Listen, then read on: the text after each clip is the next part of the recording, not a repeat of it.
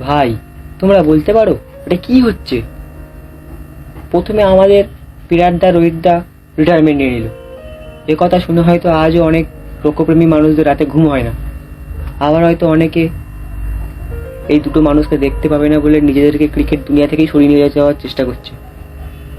তাহলে আজ কেন আর একজনের রিটায়ারমেন্ট? আর রিটায়ারমেন্ট নিল কে নিল? সেই প্লেয়ার যে কিনা টেস্ট ফরম্যাটে 22 গজে দাঁড়িয়ে একা নিজ হাতে বোলারদের বিরুদ্ধে লড়াই করে টিমকে এগিয়ে নিয়ে যেত। সে আর কেউ না, চিতেশ্বর পূজারা নিজেই। ভাই, তোমরা এমন করো না দাদা। তোমরা যদি এইভাবে রিটায়ারমেন্ট নিয়ে নাও তাহলে আমাদের কাছে ক্রিকেট দেখাটা পুরোপুরি কোনো মানে থাকে না। আর হ্যাঁ, তোমাদের প্রিয় প্লেয়ারের নামটা কমেন্টে জানিয়ে দিও।